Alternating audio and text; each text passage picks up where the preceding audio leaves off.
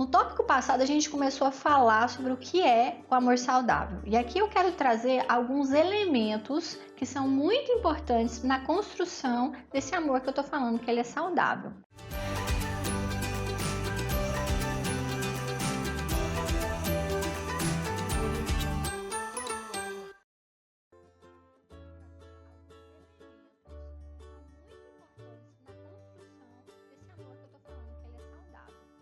Para a gente começar a conversar, o primeiro elemento que eu acho que ele é fundamental no amor que se propõe a ser saudável é a honestidade.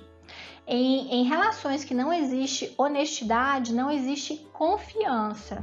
E a confiança é um pilar fundamental, é um pilar estruturante de relacionamentos saudáveis. Ele é indispensável, porque quando eu não confio na pessoa com que eu estou, eu não tenho paz.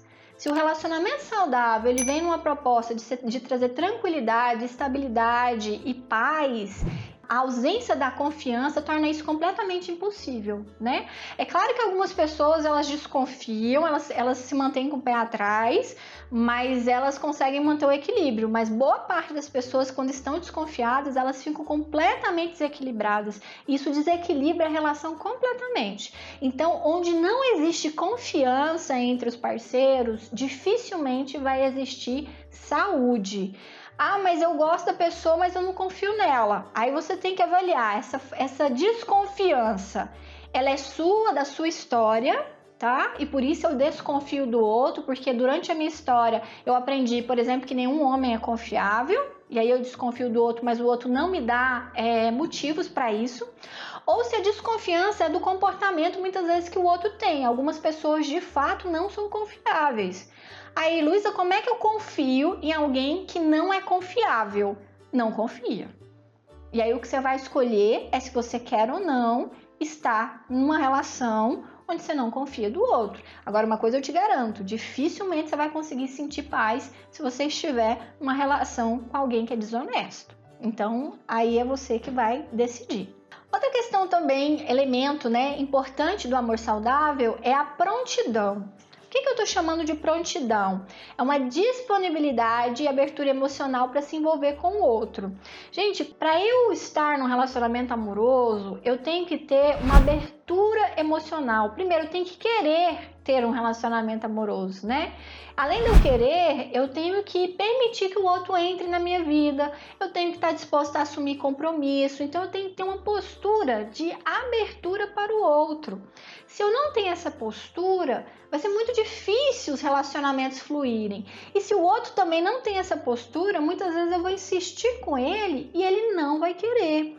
Uma das coisas que é muito comum, quando se fala em sofrimento por amor, é quando eu estou disponível para o amor e o outro muitas vezes não está disponível para esse amor, por N fatores. Pegando um exemplo que eu vejo muito, muitas vezes mulheres querem se relacionar com homens que acabaram de sair de um divórcio. Um homem que acabou de sair de um divórcio, muito provavelmente não vai estar emocionalmente disponível. Por quê? Porque a energia dele vai estar focada em reconstruir a vida, em reorganizar as coisas após esse casamento. Mas aí as mulheres insistem em investir em pessoas que não têm essa prontidão. E aí muitas vezes a pessoa até convive, com você, mas ela não vai te dar o relacionamento, o carinho, o amparo, o afeto, o comprometimento que você precisa. Isso com certeza vai te fazer infeliz. Então, para ser saudável, os dois têm que ter essa prontidão e abertura emocional um para o outro. Uma outra coisa que é importante é a consciência de si mesmo, Ambos os parceiros precisam saber quem são e o que eles querem da vida. Isso parece tão filosófico, Mas é muito importante. Isso também tem a ver com a maturidade. Quanto mais madura eu sou, mais eu sei quem eu sou e o que eu quero para mim.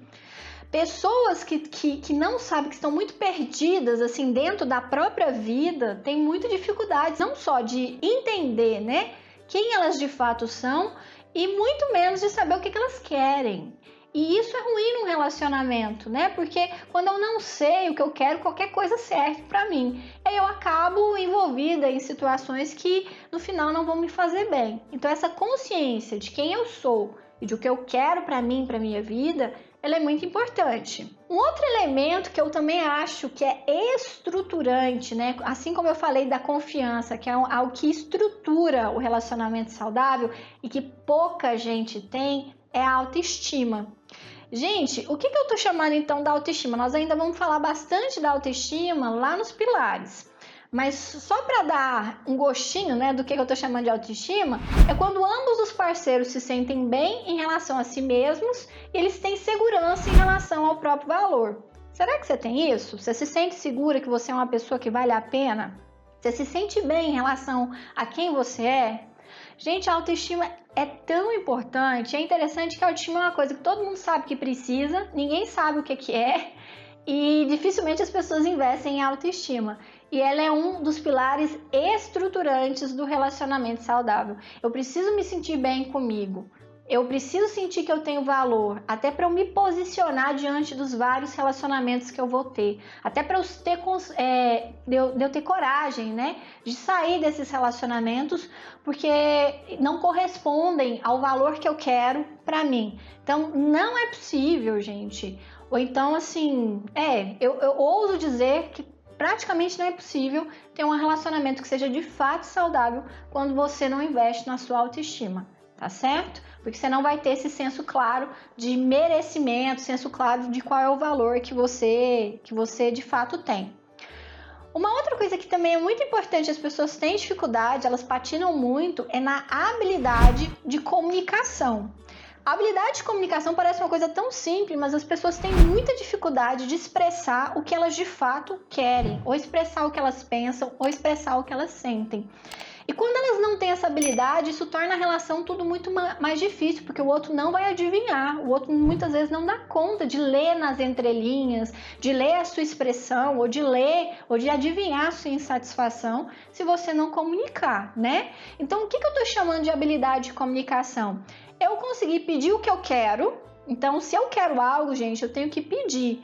Eu falo para algumas pacientes minhas que elas têm que desenhar para o outro muitas vezes. Tem que ficar muito claro que é aquilo que você quer.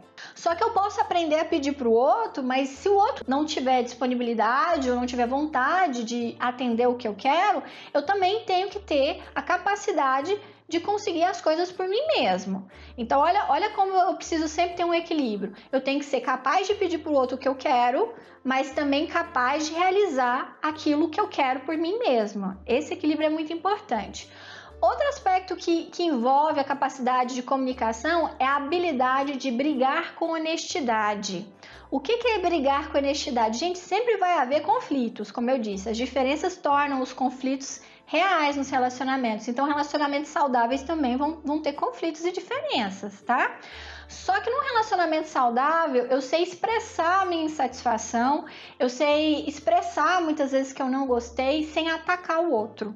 Eu consigo me posicionar sem precisar colocar o dedo na cara do outro, sem precisar feri-lo de alguma forma, que é o que muitos casais fazem. Para se defender, eles atacam, né? Porque não sabem muitas vezes argumentar de outra forma.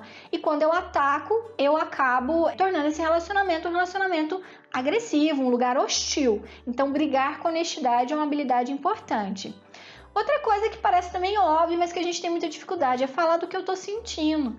As pessoas têm tanta dificuldade de falar do que sente, primeiro porque não sabem o que sente, segundo, porque às vezes até sabem, mas têm vergonha de expressar o que sentem, porque acham que expressar o que sente tem a ver com fragilidade, tem a ver com fraqueza. E não tem a ver, inclusive expressar o que você sente tem a ver muito mais com coragem, né? Com coragem e com segurança de que você dá conta de sustentar essa expressão diante do outro.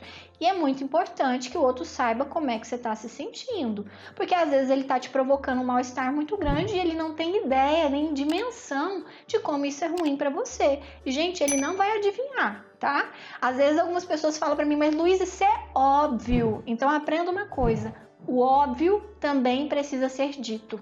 Porque o que é óbvio para mim não é necessariamente óbvio para o outro, tá certo? E algumas pessoas querem que o outro veja o óbvio que é óbvio para si mesmo. Então a gente tem que parar com esse argumento e ser capaz de expressar realmente o que a gente sente. Outra coisa também, é muito importante eu ser capaz de ouvir tanto quanto eu sou capaz de falar. Então, assim, se expressar é importante muito, mas escutar, gente, onde não existe escuta, não existe diálogo. Então, se só eu falo no relacionamento, se eu não escuto de fato o que o outro fala, esse relacionamento vai se tornar um monólogo e não um diálogo. E isso para a relação é muito ruim e torna essa relação com um potencial de adoecimento muito maior do que outras relações, tá certo?